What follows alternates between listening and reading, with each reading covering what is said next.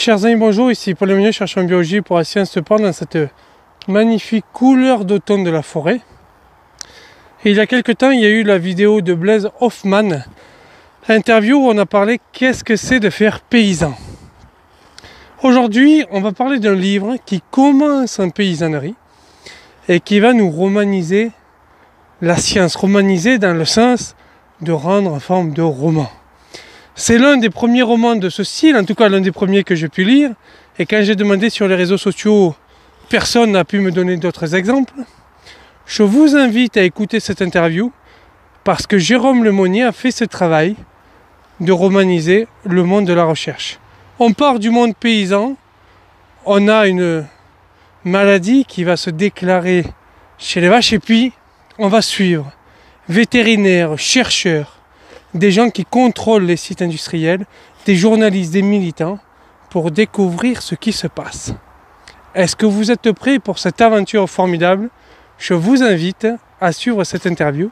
Et si vous êtes intéressé, parce qu'il va y avoir une partie spoiler qui va être montrée dans l'interview, si vous êtes intéressé d'acheter le livre, vous avez le lien en inscription. Merci à vous, n'oubliez pas de partager. Bonne journée, au revoir. Chers amis, bonjour. Je suis de retour avec Jérôme Lemonnier, que vous avez connu sur la vidéo sur l'ARN messager, le marathon du messager, en espérant d'ailleurs qu'il y ait d'autres interviews et d'autres publicités de ce livre-là. Aujourd'hui, on va parler de ce roman. Il nous dira pourquoi ce roman. Je crois qu'il est inspiré aussi du travail sur le marathon du messager, qui s'appelle Une histoire française, qui se passe en Normandie. Oui, c'est ça, non? Dans le Nord, Et dans le Pas-de-Calais aussi. dans le Pas-de-Calais. Que j'ai trouvé très intéressant. Alors, j'ai trouvé très intéressant, je vais expliquer d'abord pourquoi, parce que sans doute on reviendra à la fin de la vidéo. C'est que l'hypothèse est tellement bien construite qu'on peut scientifiquement la discuter. C'est-à-dire que c'est pas un roman de SF où tu te dis c'est tellement hors sol niveau science, ou quand tu regardes les experts à la télé, tu dis c'est tellement hors sol niveau science que tu peux rien discuter. Là, j'ai trouvé que l'hypothèse était discutable scientifiquement. Donc, je vais laisser Jérôme se représenter pour ceux qui n'auraient pas vu la vidéo du marathon du messager, mais je vous invite fortement à aller voir cette vidéo. Et ensuite, la première question que je vais lui poser, c'est pourquoi avoir écrit ce livre et quelle est l'inspiration. Je vais couper le son parce que je l'ai déjà dit à Jérôme, je suis en train de manger, je suis au bureau là, on fait l'interview entre midi et deux. C'est ça la science te parle, c'est de la recherche au boulot. Je suis à Genève là. Et pas mal de vidéos, donc on fait aussi entre midi et deux pendant la pause repas. Cher Jérôme, je te laisse la parole. Bonjour, merci Paul-Emmanuel. Bonjour, je me présente. Donc, je suis Jérôme Lemonnier, donc je suis ingénieur en biotechnologie. Je travaille pour la fonction publique depuis 26 ans. À l'origine, j'ai été quelques années enseignant, puis j'ai fait une école d'administration qui m'a permis de travailler ensuite dans les services de l'État, dans les services déconcentrés de l'État en France. J'ai repris le suivi de la filière santé il y a 5 ans, au moment où la crise sanitaire a éclaté. À savoir, la question qui se posait, c'était comment assurer la mobilisation de l'appareil productif français dans la région Hauts-de-France pour produire les traitements et les consommables et les équipements de protection individuelle dont la France avait besoin, en fait.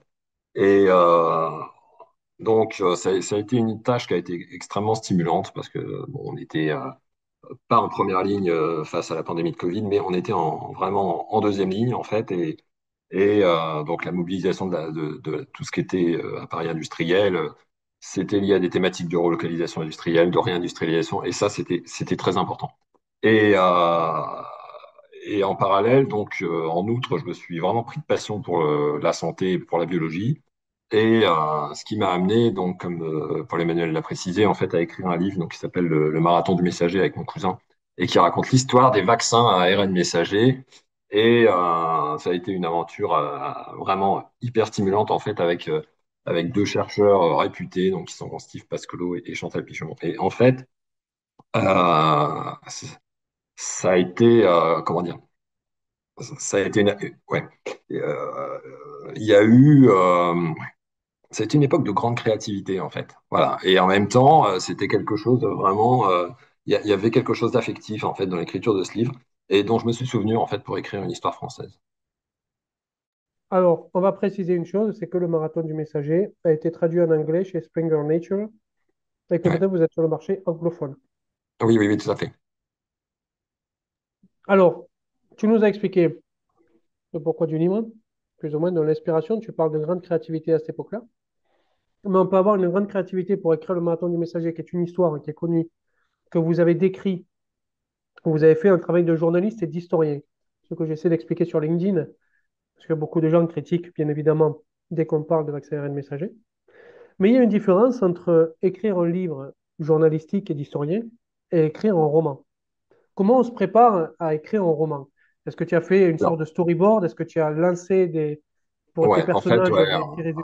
c'est très méthodique. Et il y a quelque chose que je voudrais revenir en fait sur l'une des principales questions, enfin, un principal sujet du marathon du messager, c'est j'ai été un peu choqué en fait par le braquage de la recherche européenne en fait que les Américains ont fait à ce moment-là, parce que l'histoire des vaccins ARN messagers était une histoire française et allemande en particulier. Et donc les Américains, à partir du moment où ils ont commencé à s'y intéresser beaucoup, donc c'était surtout dans les années 2010, en fait, ont complètement braqué le sujet en mettant des milliards sur la table. Voilà. Et en fait, donc ils ont eu non seulement l'argent, mais ils ont eu en plus la reconnaissance, puisque finalement, après, aujourd'hui, tout le monde considère que les vaccins ARN messagers sont des vaccins américains. Donc il y a eu un mouvement un peu de colère, en fait, pour parler un peu franchement, devant ce qui me paraissait être quelque part un déni de justice. Voilà. Donc c'est vraiment de ça, en fait, de ce moment un peu de sidération. J'étais vraiment un peu choqué, en fait, de ça. Parce qu'il me paraissait que les chercheurs européens qui avaient énormément contribué étaient complètement passés sous silence, en fait, et qu'on n'en parlait pas du tout. Et donc le livre a une tonalité anti-américaine certaine, parce que justement, ça a été un peu, je me suis dit, mais faut pas qu'on fasse du French bashing et qu'on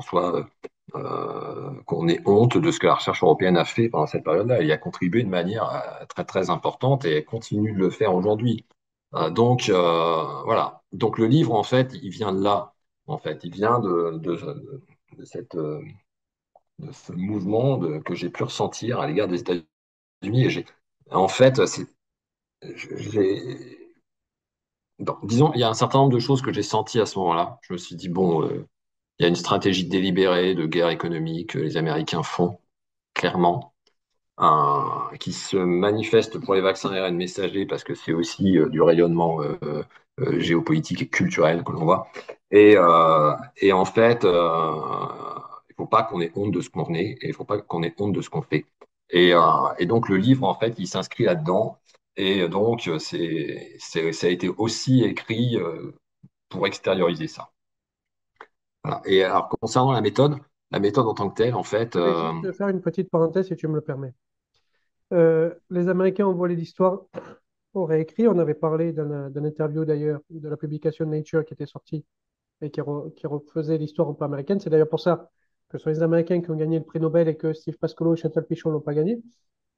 Mais il y a un bouquin qui parle un peu de ça, alors qui est pas sur cette histoire-là du tout, qui est sur une histoire beaucoup plus ancienne, notamment l'origine du capitalisme, etc., qui s'appelle Le vol de l'histoire, et qui raconte comment certaines sociétés, et on parle des Américains par exemple, hein, ont volé l'histoire des autres, hein, réécrivaient un scénario qui n'était pas du tout le vrai. Par exemple, sur la création du capitalisme, alors qu'on sait que c'est chinois et européen, qu'il va y avoir une histoire chinoise et européenne sur la création, eh bien, on va avoir une réécriture de l'histoire comme si c'était un phénomène qui était américain. Donc, il y a un bouquin qui s'appelle Le vol de l'histoire et qui revient sur un certain nombre d'histoires comme ça. Et c'est très intéressant parce que ça rejoint l'idée que vous avez et qui est défendue dans le marathon du messager sur le fait que les Américains volent de temps en temps l'histoire. Je te laisse continuer sur le livre. alors, concernant la méthode, en fait, elle a été très rigoureuse. Voilà. Et effectivement, il y avait un storyboard qui a été défini à l'avance, en fait, et la méthode a été très rigoureuse, c'est-à-dire il fallait absolument que je sache où est-ce que j'allais. Voilà, il n'y a pas eu de... Et ça s'est vu même dans l'équilibre des parties, en fait, le livre est très structuré. Donc, et on voit qu'il y a les trois parties sont de taille équivalente, et il y a une petite épilogue à la fin. Voilà. Et qui finalement, quelque part, ouvre sur l'avenir aussi. Et voilà. Et donc, ça a été très équilibré. Je voulais trois parties différentes, mais avec à chaque fois une progression qui soit. C'était, ça j'ai voulu ça comme un travail rigoureux, voilà, analytique et vraiment, oui, en partant, comme tu l'as dit, voilà, en fondant ça de manière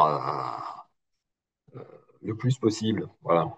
Ce qui fait qu'on m'a parfois, il y a une fois, alors figure-toi que j'ai quand même envoyé ça à un éditeur, enfin à plusieurs éditeurs, et il y en a un qui m'a répondu, ouais, Oui, c'est alors trop parenthèse, technique. parce que tu dis ça, je le montre, il est publié sur Amazon à compte d'auteur, hein. Il n'a pas d'éditeur, c'est toi l'éditeur à proprement parler. Oui. Je fais ce parenthèse parce que si les gens ne le savent pas, ils vont pas comprendre pourquoi tu parles d'éditeur là. Donc je te laisse finir. Alors, oui, j'ai eu un retour d'éditeur qui m'a dit c'est trop technique. Donc, mais en fait, c'est parce que je voulais à tout prix que ce soit, je voulais pas que, je voulais que ce soit vraisemblable, en fait. Voilà.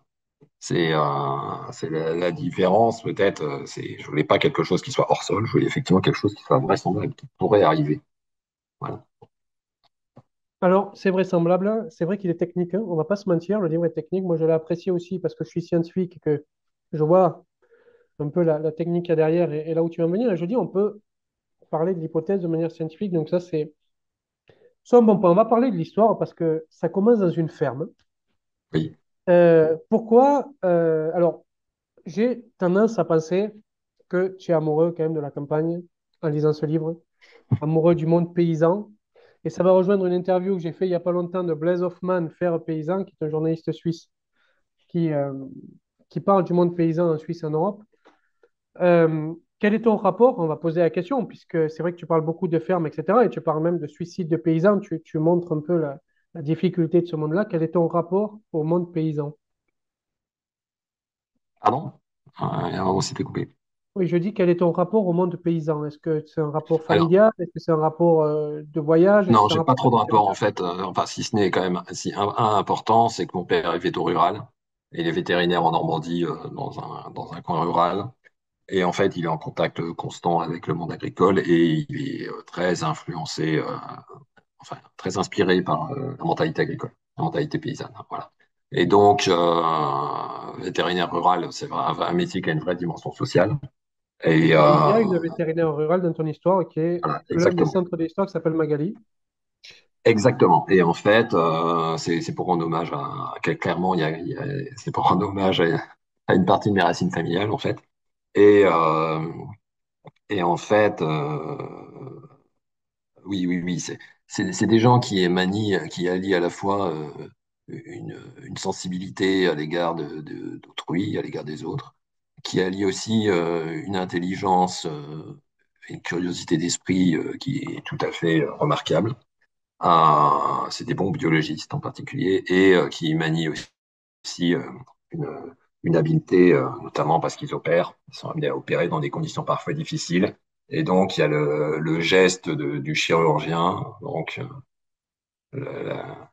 l'affect voilà, l'affect rural, clairement, et puis aussi une curiosité constante, enfin, à l'égard de la biologie et de la recherche, en fait. Et clairement, cette dimension, elle est rare, en fait. Aujourd'hui, dans un métier, ça m'a paru très rare. Et en fait, clairement, mon père a été pour moi quelque part un modèle là-dessus. Et j'ai voulu rendre hommage à ça, en fait, clairement.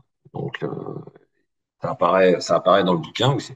C'est une femme donc, qui est vétérinaire rurale dans le Pas-de-Calais. Alors, dans un livre, dans un coin, bon, en réalité, les paysages sont imprégnés de Normandie, hein, puisque moi je viens de Normandie, mais j'ai mis ça dans le Pas-de-Calais. Je connais la campagne du Boulonnais, et, c'est pas tout à fait comme la campagne normande. Voilà. Mais je connais autour de sa mère, autour de Ardelot, puisque c'est des coins qui sont évoqués, donc je connais bien et c'est un endroit où je vais assez souvent maintenant. Donc voilà. Et voilà, donc et ça, c'est cette voilà pour le début. On va pas tout raconter, bien sûr, mais ce que je trouvais intéressant, justement, c'est que ça se passe dans le monde paysan parce que la Covid-19, on sait maintenant que c'est une zoonose. Il y a un article de The Lancet qui est sorti il n'y a pas longtemps qui prend un peu cette idée. Donc toi, ça va être l'idée d'une zoonose Oui, qui va se transmettre à l'humain. Et c'est là où tu vas faire des hypothèses, c'est-à-dire que tu vas impliquer un certain nombre de personnages. Ça va être du public, ça va être du privé. J'ai trouvé intéressant, je ne sais plus comment tu appelles d'ailleurs l'entreprise privée. Ça va être, c'est intéressant parce qu'on voit le lien qu'il peut y avoir entre les deux et l'amitié qui peut se lier entre les deux. Est-ce que ça, c'est dû à ton expérience aussi de travail où oui, tu travailles en tant que fonctionnaire donc de l'État public avec des entreprises privées? oui. Parce qu'en fait, on se rend compte que les entreprises privées portent des thématiques d'intérêt général, aussi bien pour faire des nouveaux médicaments qu'élaborer des nouveaux traitements. Je vois ça en santé, et c'est des thématiques qui sont d'intérêt général. Voilà, il y en a. Ça peut être pour soigner certains cancers, ça peut être pour soigner tout un tas de maladies, ou c'est des biotech qui sont qui n'ont pas forcément au départ toujours des moyens, mais qui ont clairement l'enthousiasme et qui travaillent donc pour l'intérêt général. Et cette alliance, en fait, elle est précieuse et en fait, c'est un peu, c'est ce qui transparaît effectivement. Ça, c'est un peu. Il y a une partie de la fonction publique qui est très réticente à l'égard du secteur privé, si tu veux. Donc, qui voit un peu le secteur privé comme le diable, le méchant capitaliste, pense qu'à faire de l'argent au détriment de la population. Et clairement, dans la partie santé, biotech que je peux voir, enfin, c'est pas du tout le cas. C'est pas du tout le cas. Et même parfois, par contre, les problématiques de blocage, en fait, se situent pas vraiment à ce niveau-là, en fait. Voilà. D'ailleurs, le personnage. Alors, je reprends parce que je pense que c'est un peu coupé que j'ai mis le son. D'ailleurs, le personnage de Grégoire, au début, il est quand même un peu réticent à discuter avec la pharma. Il se pose des questions, en tout cas. C'est pas, il n'est Ouais, pas parce que sûr c'est pas qu'ils doivent son l'écouter et éthique. que. C'est pas son ethos, même, je crois qu'on dit ethos, c'est pas son ethos professionnel en fait. Voilà, il y a un sociologue français qui s'appelle Pierre Bourdieu qui a parlé d'habitus en fait, et clairement, quand on est inspecteur des installations classées, enfin, on est très réticent à l'égard de, voilà, faut éviter toute suspicion de complaisance ou de compromission. Enfin, voilà. Donc il y a plutôt une attitude de défiance. Et on trouve ça dans tous les corps de contrôle de la fonction publique, en fait, où on est plutôt très méfiant à l'égard du secteur privé, parce que voilà. Donc à l'inspection du travail, à l'inspection de la concurrence, et de la répression des fraudes, voilà. Donc effectivement, au départ, effectivement, Grégoire est oui, oui, oui. En fait, oui, oui, oui. Donc, effectivement, au départ, il est très réticent parce que clairement, c'est pas quelque chose qui se fait, en fait. Voilà, mais il est un peu,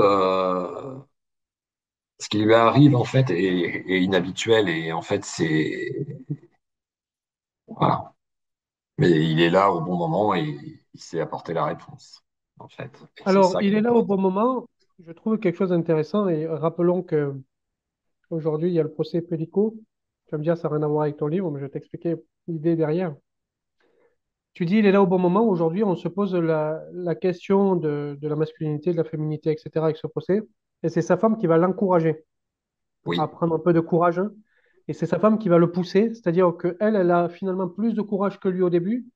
Lui est un peu plus réticent et c'est elle qui va le pousser oui, à faire, quelque part, à accomplir son destin. Alors, on ne va pas spoiler tout le livre, le but n'est pas là, mais je trouve qu'il y a des réflexions intéressantes sur le fait que derrière un homme qui se lance quelque part, il y a toujours, ou souvent en tout cas, une femme qui est derrière et qui pousse à ce que oui. l'homme se lance quelque part et accomplisse quelque chose. On a tendance, dans la société, ce que nous disent les féministes, c'est vrai, voir le masculin comme très élevé, Alors, ouais, et tout, là-dessus, on mais je pourrait trouve dire, hein, c'est intéressant, cette remarque, parce qu'en fait, le livre part du postulat, enfin, les femmes et les hommes jouent un rôle équivalent et il y a pas de, enfin, il y a deux femmes qui jouent un rôle absolument essentiel dans le livre. Il y a deux hommes aussi qui sont très importants. Voilà, mais il n'y a pas d'exigence de parité qui est affirmée a priori. C'est quelque chose qui se constate dans les faits et par la qualité du travail effectué, en fait. Voilà, donc c'est pas, voilà.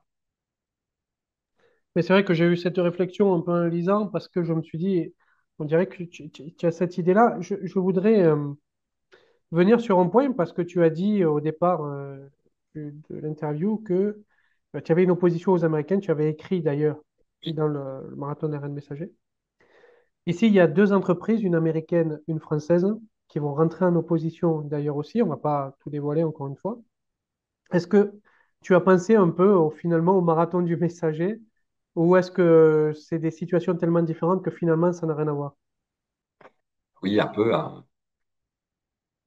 Il y a, oui, un petit peu pour l'une d'entre elles, oui, bon, ça faisait référence un peu à, il y a au moins une syllabe qui correspond un peu à quelque chose qu'on a déjà rencontré, oui, ça serait fou. Mais la situation est quand même très différente, en fait. Voilà. En même temps, la situation est très différente et euh, voilà. Voilà. Donc, alors, tout s'apprécie, en fait, c'est selon les situations, en fait. C'est pas, il n'y a pas de personnes qui sont ou d'entreprises ou d'actions qui sont euh, mauvaises a priori. C'est dans telle situation, telle personne ou telle entreprise se comporte mal, voilà, ou telle action est mauvaise, et dans telle autre, elle peut être bonne. Enfin, et là, pour le coup, voilà, c'est ce qui se passe. Voilà, mais il n'y a pas de lien donc avec ce qui s'est passé là-dessus. Donc, c'est l'action qui détermine en fait la qualité d'une personne. C'est ce que les gens font qui les définit en fait. C'est pas, il n'y a pas une personne est mauvaise par nature ou par essence. Voilà, elle va donc toutes les actions qu'elle va pouvoir faire vont être mauvaises.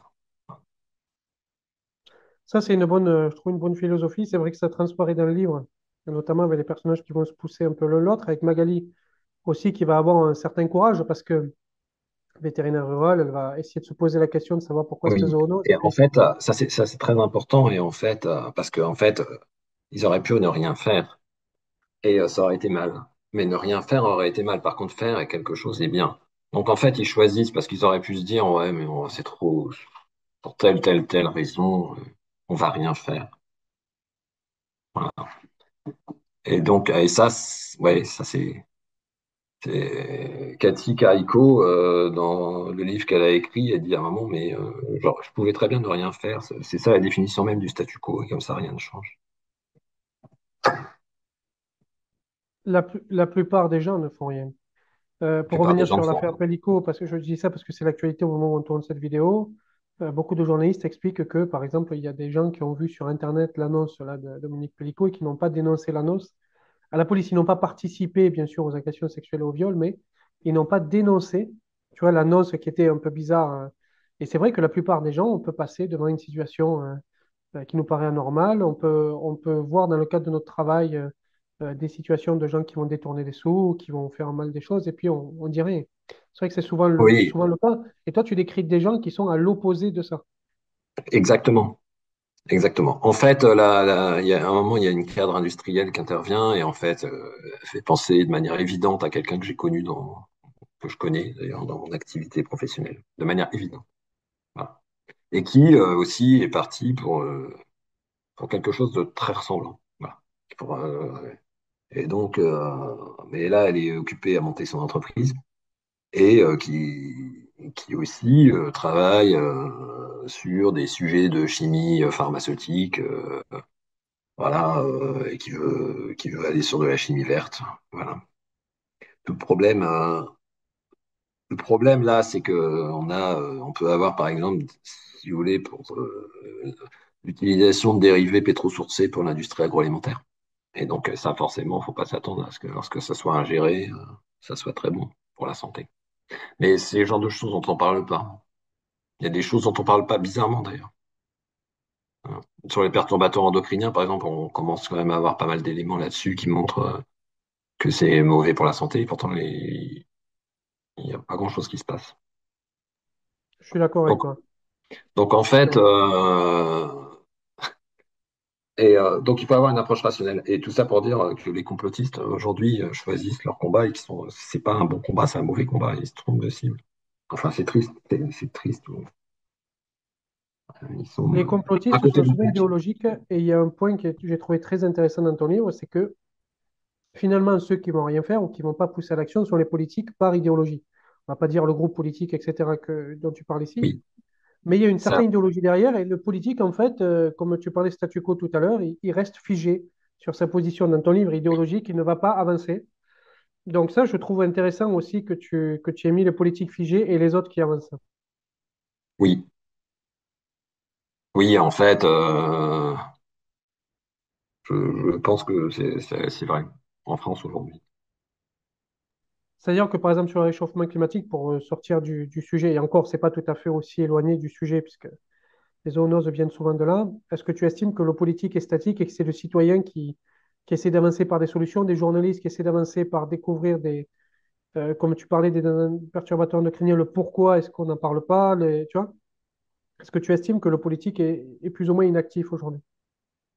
Ça, non, je dirais pas ça. Mais c'est un sujet très compliqué en fait, parce qu'il faut faire ça implique des grosses transformations économiques et pour le moment en fait, je pense que pour tout un tas de raisons, mais en particulier pour des raisons de niveau de vie, tout simplement, et également faut pas raisonner qu'en termes franco-français. En fait, il y a tout un tas de pays où les gens ont qu'un désir, c'est d'améliorer leurs conditions d'existence, et en fait, et ça forcément.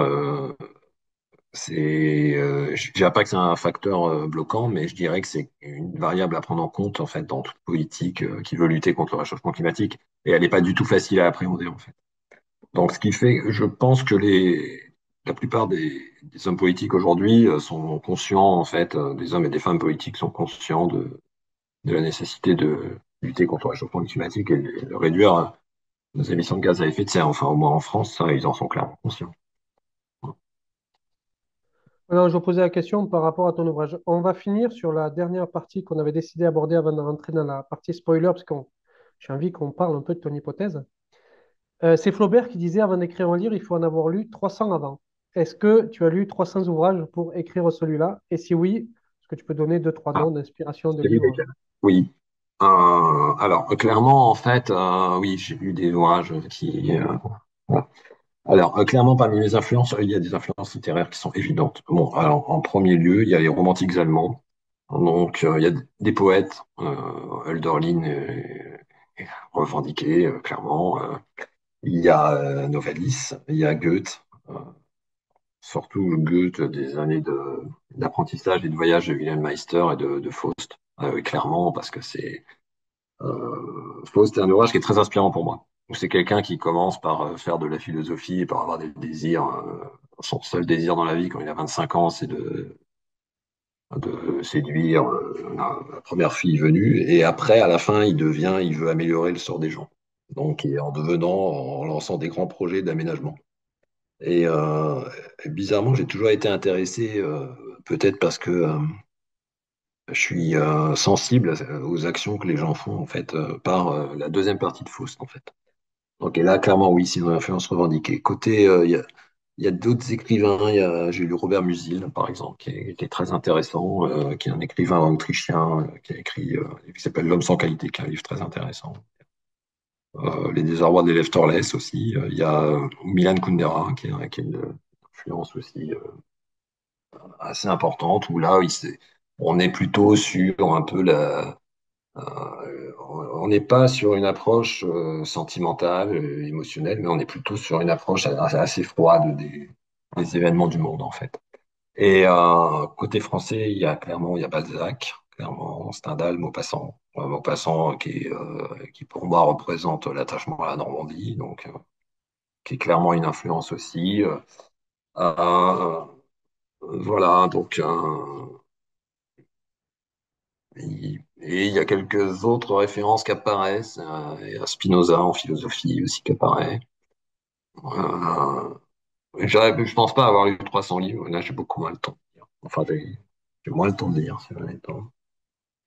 Mais ça raconte une histoire et c'est curieux parce que j'ai retrouvé des accents aussi dans le Comte de Monte-Cristo en fait. C'est un roman national en fait, le Comte de Monte-Cristo. C'est une histoire de quelqu'un. Enfin, donc c'est pour ça qu'il y a un côté très romantique en fait dans le livre. Donc on retrouve un peu chez Alexandre Dumas et chez Stendhal en fait où euh, les personnages principaux se réalisent par les actes qu'ils font. Et, euh, et chez Alexandre Dumas, c'est tout à fait vrai. Voilà, et ils deviennent en fait un peu ils agissent de telle manière et après, c'est ça qui influence ce qu'ils vont devenir. Et enfin, c'est ça, tel ils agissent, tel ils deviennent ensuite.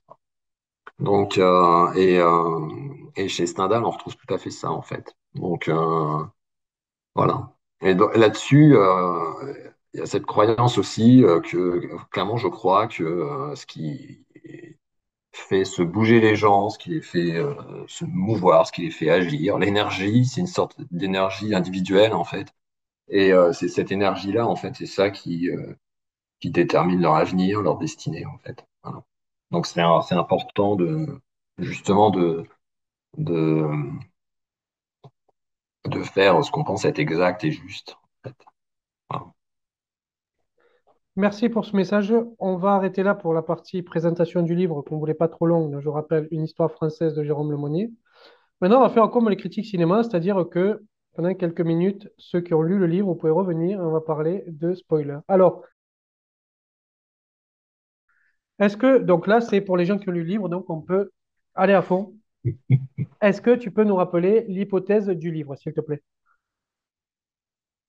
Alors, l'hypothèse du livre, en fait, oui, tout à fait.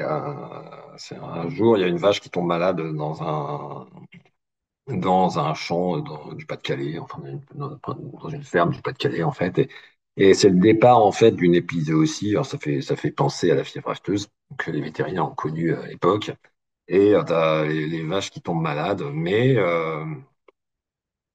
toutes les vaches ne meurent pas. Il y en a à peu près, il y a un taux de mortalité de 30%. Mais comme c'est hyper contagieux, en fait, et que pour des raisons économiques et sanitaires, on veut à tout prix circonscrire l'épidémie, en fait, on prend la décision d'abattre tous les cheptels et on les repeupler après, dans les zones atteintes. C'est une maladie qui est fortement transmissible, mais qui finalement ne tue pas toutes les bêtes, mais en même temps, c'est un peu voulu parce qu'une maladie qui ferait 100% de morts, bon, ben, elle pourrait pas aller très loin parce que tout le monde serait mort. Donc, il n'y aurait pas de vecteur de contamination. Et là, en fait, donc, tout le cheptel est atteint. Et alors, il y a un traitement qui est mis au point par une entreprise américaine, en fait, qui marche très bien et qui passe en procédure accélérée les essais cliniques et ça marche très très bien. Et sauf que quelques années après, alors les vétérinaires ruraux qui constatent que les vaches sont un peu bizarres, donc lorsque le traitement est administré en prophylaxie, parce que on l'administre en prophylaxie, comme ça se fait très souvent en santé vétérinaire en fait. Hein, on fait des vaccins, voilà. Et donc là, le traitement est administré en prophylaxie pour éviter cette maladie bactérienne, en fait, mais on n'est pas sur une maladie virale. Et en fait, quelques années après, on constate une augmentation des cas de cancer, de certains cancers pédiatriques, en fait, en France, et, euh, qui alerte les autorités parce qu'on ne sait pas du tout comment l'expliquer. Et, et en fait, on n'a pas de réponse pendant un bon moment. Et à un moment, en fait, il y a une dirigeante qui est cadre d'une entreprise de chimie pharma qui a mis au point un traitement qui est efficace, qui marche contre chez la vache, en fait. Et, et, euh, et ça, notamment, elle a fait un essai clinique, enfin, pour déterminer, pour comparer l'efficacité des deux molécules, en fait, des deux traitements, et elle se rend compte que bah, il y en a. Et ben, avec le traitement traditionnel, au bout d'un certain temps, il y a des cancers qui apparaissent. Et donc, elle est très, très étonnée. Et, euh, et en fait, en discutant, elle finit par se rendre compte que le traitement qui est administré en prophylaxie aux vaches depuis 5 ans, et ben, c'est ça qui est à l'origine des cancers, et certainement à l'origine des cancers pédiatriques qui sont relevés partout en France. Et Alors attention, ça c'est son hypothèse. ça, c'est son hypothèse. Ouais. Ça c'est Et son hypothèse. donc, C'est là où il y a elle va, l'hypothèse. elle va se battre pour obtenir, d'une part, la commercialisation de son médicament, parce que d'avant que, entre l'essai clinique et, euh, et la mise sur le marché, il s'est écoulé un certain temps. Mais on est sur de la santé vétérinaire, donc c'est quand même plus rapide. Et après, surtout, elle va essayer de faire savoir ça. Et là, en fait, c'est pour ça qu'elle va écrire un livre. Voilà. Elle va essayer de faire connaître cette vérité, que, en fait, le lien entre l'administration du médicament de la grosse entreprise américaine et la survenue de cancer. Et ça va prendre du temps. Et ça va être compliqué. Alors j'ai accéléré un peu. J'ai un peu accéléré quand même. Ça va vite. Enfin, sinon, normalement, je sais bien que ça prend 3, 4, 5 ans de plus. Enfin, ça aurait été plus long. Mais il fallait. C'est peut-être le ressort romanesque qui fait que là-dessus, il fallait aller vite et qui n'est. Voilà. Et donc, en fait, elle écrit le bouquin très très vite et en fait, ils se mettent à quatre, en fait. Donc, elle prend contact avec la vétérinaire rurale et en fait, ça crée une émulation d'équipe. Ok, c'est comme ça qu'ils parviennent à écrire le bouquin voilà, qui dénonce ce scandale. Alors, merci pour le résumé. Petite question avant de commencer un peu. Est-ce que tu t'es inspiré de l'histoire d'Irène Franchon aussi, qui a écrit un livre sur le Mediator? Non, Mediator, combien de morts? 99 avant de, non, en avant fait, de- non. Non, non, non. Alors, j'avais entendu parler d'un film auquel je fais référence dans le livre d'ailleurs, de Dark Waters, de Todd Haynes. Donc, ça, j'en Oui. avais entendu Ouais. parler. Mais je l'ai vu après, en fait. Et c'est peut-être bien parce que comme ça ne va pas influencer. Donc, Alors, en gros, l'hypothèse est la suivante. Euh, on donne en prophylaxie aux bovins la molécule américaine. Au bout d'un certain temps, ces animaux développent des cancers, mais nous, on mange la viande et on consomme le lait, ce qui fait qu'il y a développement de cancer pédiatrique. oui, Alors, bien évidemment, comme quand il y a parlé d'essais cliniques, on parle d'essais cliniques sur animaux, pas sur humains, on ne donne pas la molécule sur animaux, sur humains. Et elle s'est rendue compte, notamment chez des rongeurs, etc., cette dame de boîte pharma qui a développement de cancer. Donc, elle le dit, chez l'animal, en tout cas, c'est comme ça. Est-ce qu'on peut passer... Alors ça, c'est une question que je pose en tant que scientifique. C'est là où je te dis, l'hypothèse est tellement bien faite qu'on peut discuter de l'hypothèse de manière scientifique. Si tu donnes un médicament à un animal, il va y avoir une métabolisation du médicament et ensuite une élimination du médicament. On peut considérer que l'élimination se fait surtout par les urines, les fesses et potentiellement par le lait. Ça, je ne suis pas certain, mais potentiellement par le lait. Mais la molécule est dégradée, c'est plus la molécule source. oui, Alors, la question, c'est comment d'une molécule qui est dégradée, ou donc il va y avoir un certain nombre de composés qui ne sont pas forcément actifs, puisque la molécule est active, mais le composé dégradé peut ne pas l'être, on peut arriver chez l'humain au développement de cancer. Si je pose cette question, c'est parce que c'est des questions qui se posent très souvent. Et voilà, non, tu vois, c'est que tu as tellement bien écrit le bouquin qu'en fait, on s'interroge là-dessus. Parce que j'ai trouvé, tu oui, dis, c'est rapide, j'ai trouvé justement qu'ils allaient trop vite sur le. Alors, c'est vrai, comme tu dis, c'est romanesque, etc., il faut accélérer, mais je trouvais que ça allait un peu rapidement sur la conclusion directement. Mais est-ce que tu peux donner ton avis? Hein, c'est toi qui as écrit le livre, alors je te laisse. en fait, à un moment, en fait, effectivement, ça, c'est la dirigeante de l'entreprise Pharma qui fait ça, mais en partenariat avec une université française. En fait, ils font l'essai clinique et clairement, ils caractérisent en fait la cinétique et la pharmacodynamique de la molécule, en fait. Hein. Donc, clairement, c'est un travail de pharmacien. Et, euh, et en fait, la dirigeante qui coordonne l'essai clinique et qui le suit, parce que l'essai clinique, évidemment, et ça tient à l'intrigue du bouquin, enfin, elle est partie prenante de l'essai clinique. Voilà, mais ça arrive très souvent, en fait. Hein. Donc, les essais cliniques, ils sont pas c'est pas que des partenaires publics qui font des essais cliniques, bien évidemment. Et Par exemple, type style Pascolo voilà, et CureVac. voilà, là, elle est promoteur, en fait, si vous voulez, de l'essai clinique, en fait. Et en fait, à un moment, elle dit, ouais, c'est certainement une des molécules adjuvantes qu'on met dedans. Parce qu'en fait, il y a un antibiotique et un probiotique, et puis elle détaille la composition pour le vétérinaire, mais c'est très difficile à savoir. Et ça, parce qu'elle en discute vraiment avec le bouquin, en fait. C'est très difficile à savoir parce que c'est des mélanges avec des pressions, des températures différentes, donc on a beaucoup de mal. J'ai beaucoup de mal à identifier, mais j'ai une idée. Après, aller plus loin dans le détail scientifique, ça aurait été, alors déjà, il aurait fallu chercher, ça aurait été très compliqué. Et en plus, ça aurait pu nuire un peu à la qualité de l'intrigue romanesque, en fait. Donc parce que c'est bon qu'il y ait des choses qui restent un peu mystérieuses. Voilà. Et c'est un peu ce qui est mis en épigraphe du livre, parce que c'est ça aussi, c'est ça qui entraîne le désir de savoir. Voilà, c'est un mélange de mystère et de science. Et là, on est dans la partie mystère. Il fallait pas tout clarifier. Il fallait que ça paraisse très très vraisemblable, mais pas, voilà, pas C'est aussi vrai que le clair fait, qu'une équation mathématique, quoi. Voilà.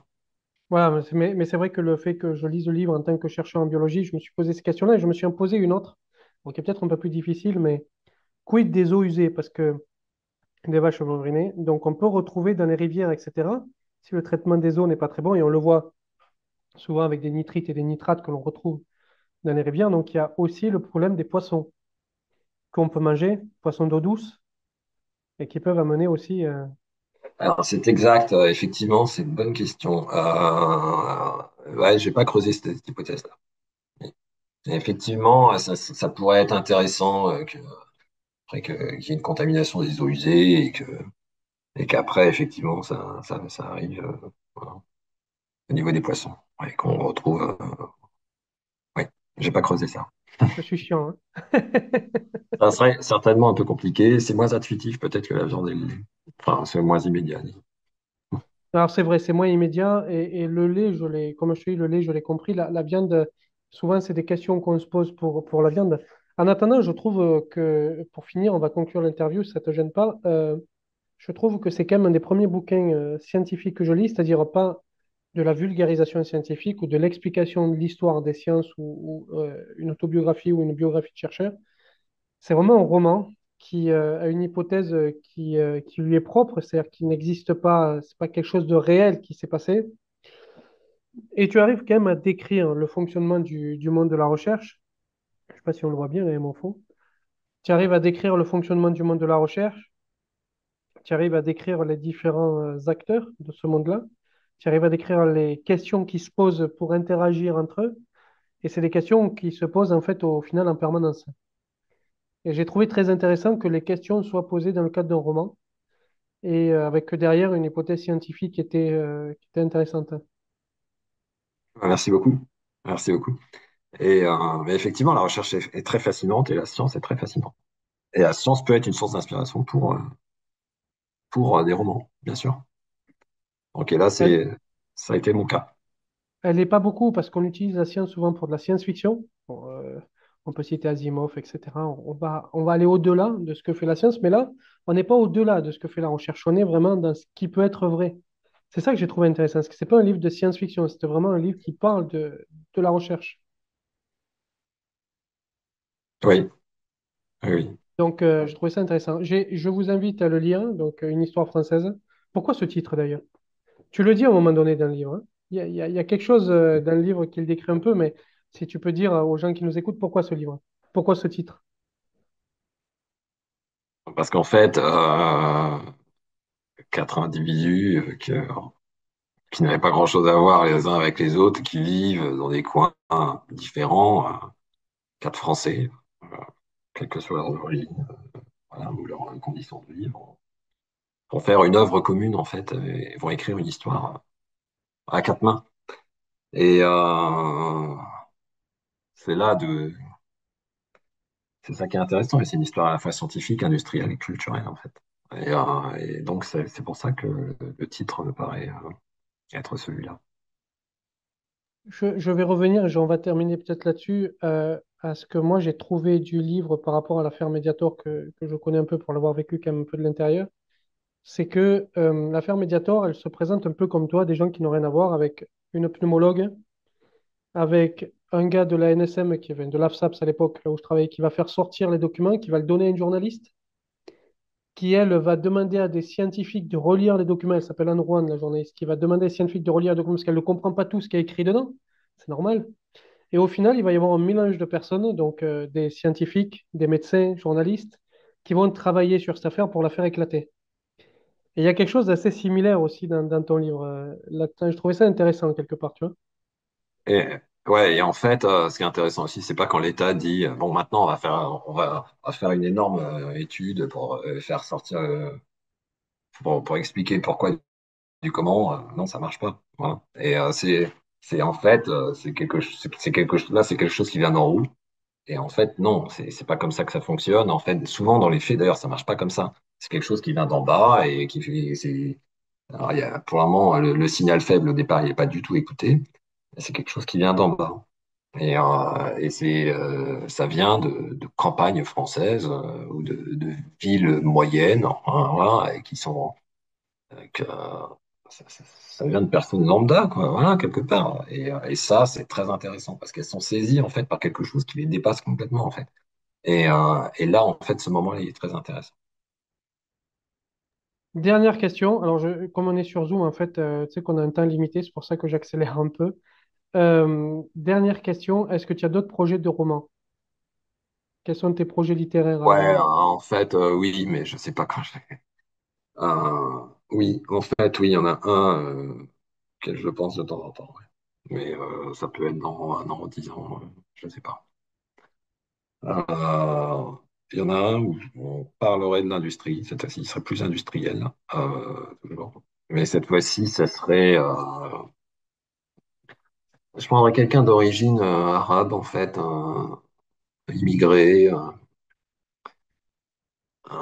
qui serait embauché dans une entreprise textile, en fait, qui se révélerait particulièrement doué, de nature à susciter la jalousie de ses collègues. Et, euh, et donc leur animosité et son ami qui est français, disons, de souche, enfin blanc, commencerait lui basculerait du côté obscur en fait et finalement voudrait tuer la boîte française qui fait le fleuron de l'industrie et qui finit par cette boîte-là en fait, cette boîte textile-là finit par être il finit par monter les échelons. La personne qui s'appelle Youssef dans mon livre, et par arriver à la tête de cette entreprise industrielle française. Et en fait, son ancien ami devient aigri. Il y a des accointances politiques qui sont anti, euh, anti-immigrés, disons, et finit par jouer contre l'industrie française, en fait, voilà, par jalousie, en fait. Et donc, ça serait ça, l'idée, ça serait ça. Et ça serait un peu raconter la gloire. Alors, Balzac savait très bien faire ça. Mais ça serait un peu raconter son ascension et sa chute, mais en même temps la sortie à la fin, comment est-ce qu'il sort de cette situation. Et pour ça, ça serait totalement dans une campagne française. Je prévoyais de mettre le cadre en Alsace, en fait. Voilà, une région que je connais pas bien. Mais voilà. Ça te fera voyager. Cher ami, je te remercie. Est-ce que tu as quelque chose à Merci. rajouter pour conclure? Non, non, non, non, ça va. Voilà. Merci à toi, hein, merci, c'est super Distinguer sympa. qu'il faut acheter le livre, bien sûr. Merci. Merci beaucoup, hein, merci à toi encore, c'était sympa. Merci.